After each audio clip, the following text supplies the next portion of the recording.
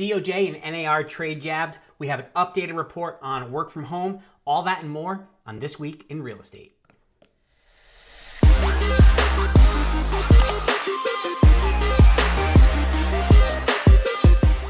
Welcome to the Week in Real Estate. My name is Chris Cox, and I am your host for a weekly rundown on everything that is going on in the real estate world. We had a short week with the holiday Thanksgiving week here, but I did have some information to share. First off, I want to invite you. I am hosting a first-time homebuyer seminar for the Raleigh market. Online on Wednesday, December 11th at 7 p.m. There will be a link to sign up in the description of this video. But again, welcome back. Let's dive right into this week's headlines.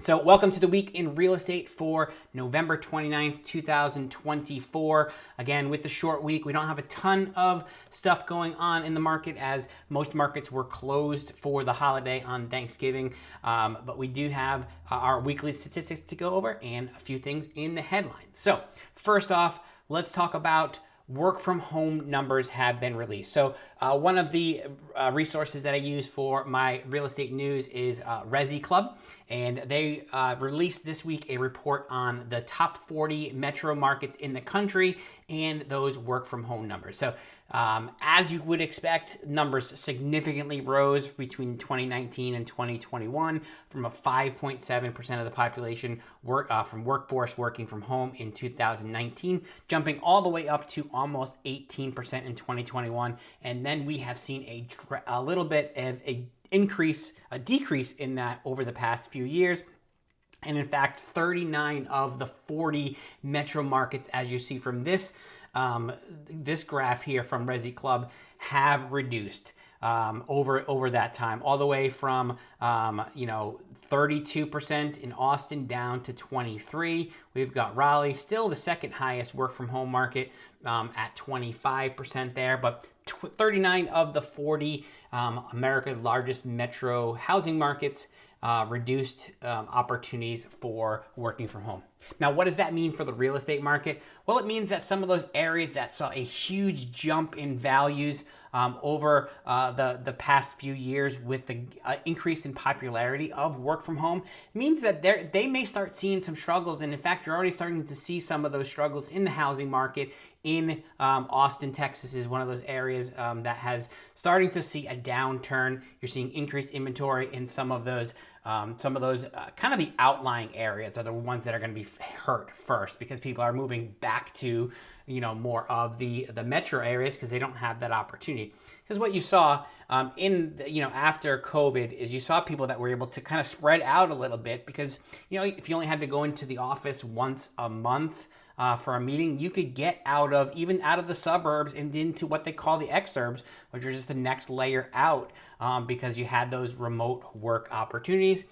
So you saw a huge rise in some of those exurbs over the past few years. I think you'll see a little bit of reduction in those if these work from home numbers continue to plummet, with some major corporations getting ready to implement even more requirements to come into the office. So work from home numbers, headline number one for this week. Moving on to headline number two. There was a great article in Redfin this week. There will be a link to that article in the description of this, as well as links to all of the source data for all of these headlines and data points that we use for this. So great article, just a really side-by-side comparison of Raleigh versus Durham, from population size.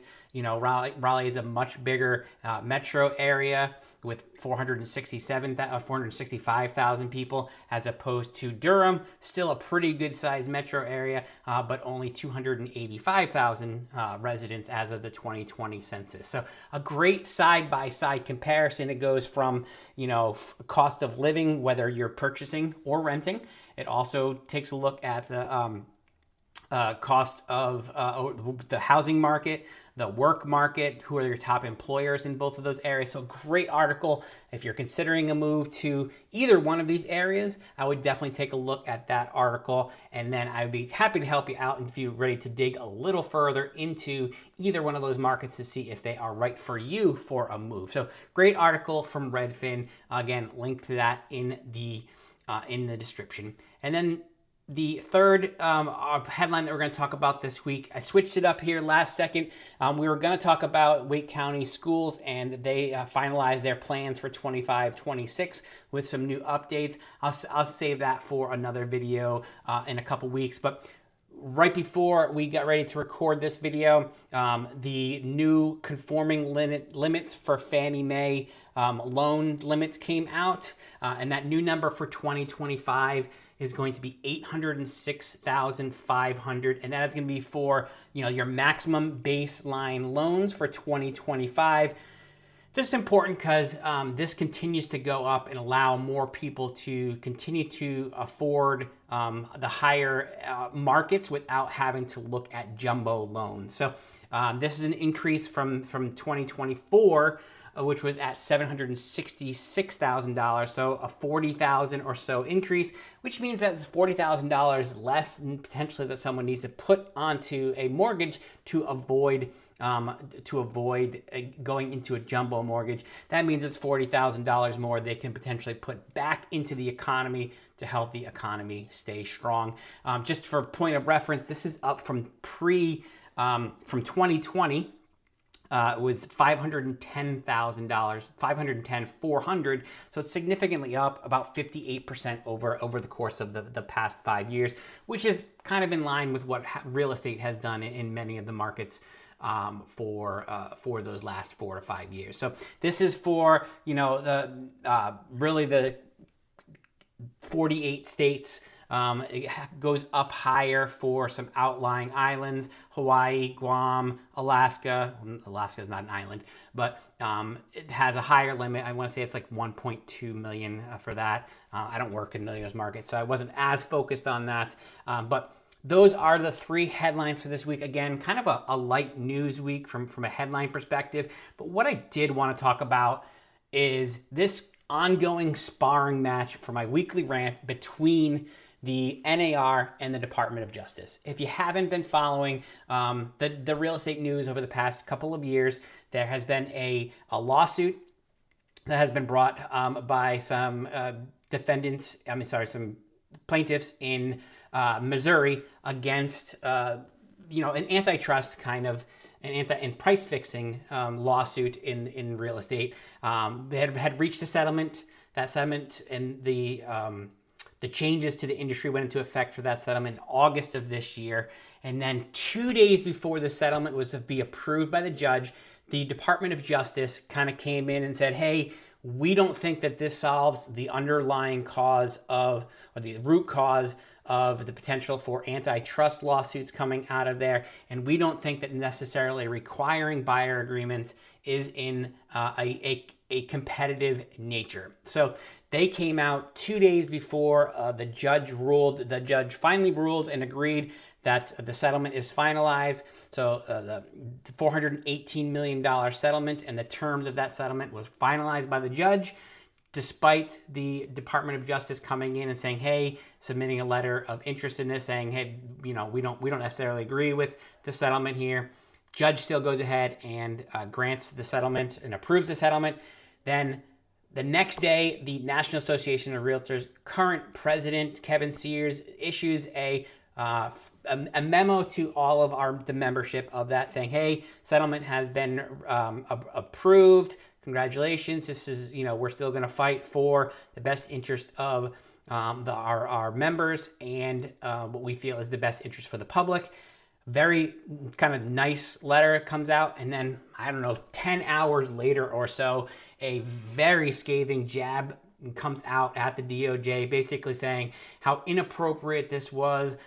They are, not displaying all of the facts, and it's a misinterpretation of some of the settlement terms, and basically just sending out this, why would you come out 2 days before the settlement is to be approved and issue a statement like this?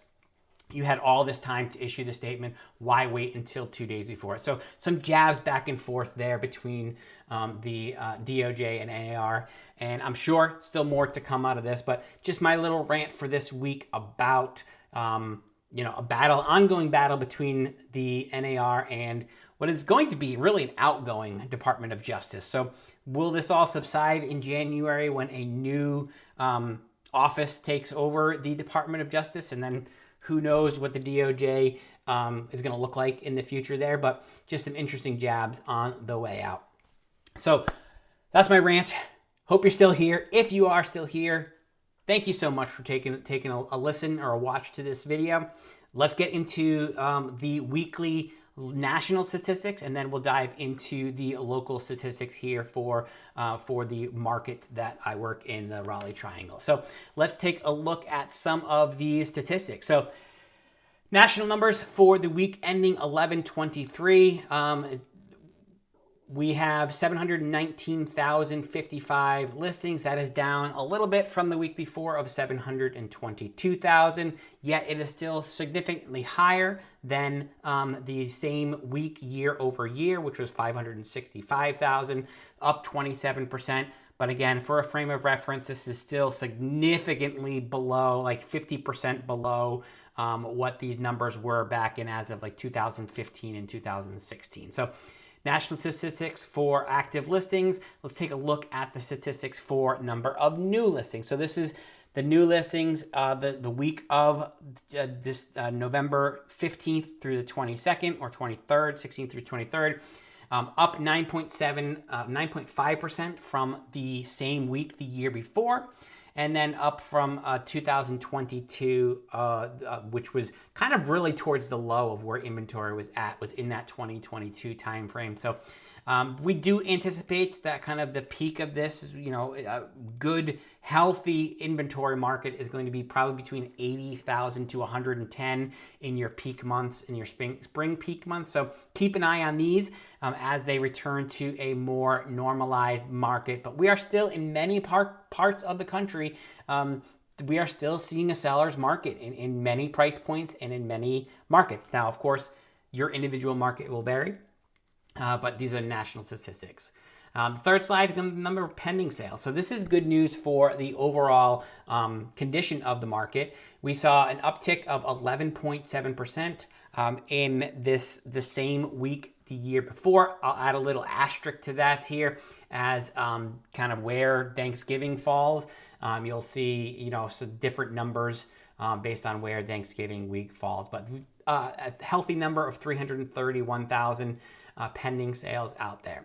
So let's look at the national market. Let's take a look at the local market here for me in my Western Wake County. So I kind of compile these numbers every week. If you're new to this, this is the 4 kind of towns that I pull the data from, and those are Apex, Cary, Holly Springs, and Morrisville. So in that Western Wake County market, we have current active listings 593, which is down from the week before of 622. However, the same week last year, we're up about 6.8%. So still significantly lower if you go back to the national statistics, which are up 27%. We're only up 7% here. And just for a frame of reference point, our high point over the last year, as far as active listings, was the middle of October at 725.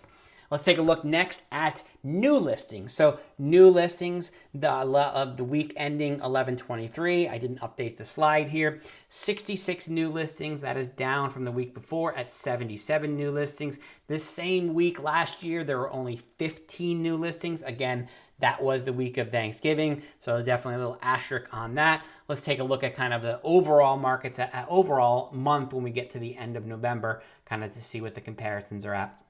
And as far as the high bar for new listings, as you would anticipate, that is usually in the spring market. And this year, that high bar in the last 52 weeks, the high bar is set at 140 in mid-May.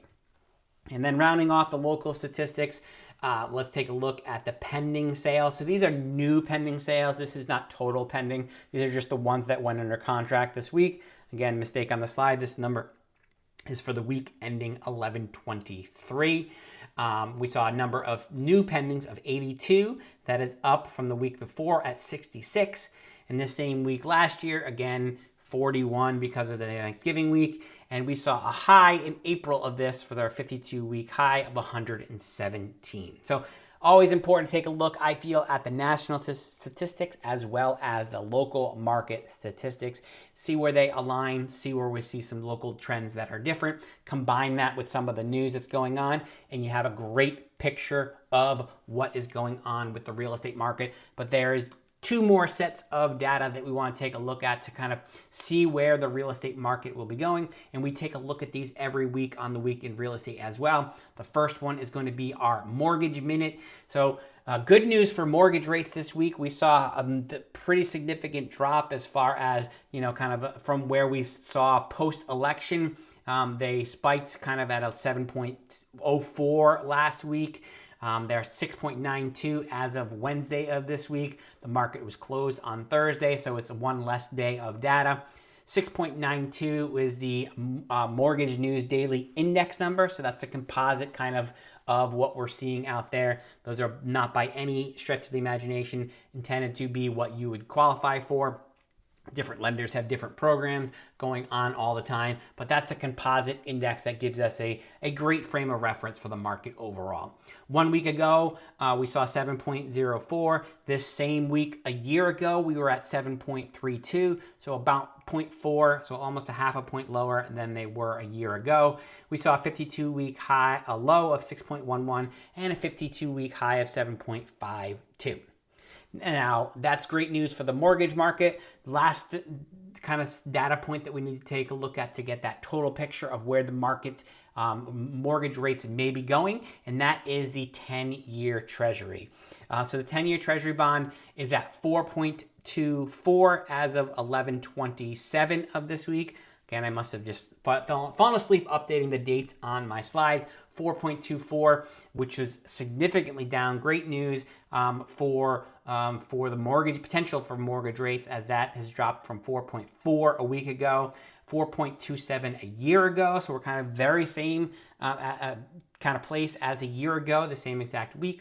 3.64 for a 52-week low and a 52-week high of 4.71. So we are snug right in the middle of that. But good news overall for the 10-year Treasury bond rates, which generally reflect the future of where the real estate market is going as far as mortgage rates. So that is all for this week in real estate, 11/29. Thank you so much. If you've made it this far and you like the content here and want to see more of it, go ahead and give us a subscribe to this channel. It would mean the world to know that you are liking the content out there. And if you ever see any kind of topics that you think we should be covering on here, drop a comment and I'll see if I can we'll put something together for it. Again, thanks for watching, and we'll see you next week. Bye-bye.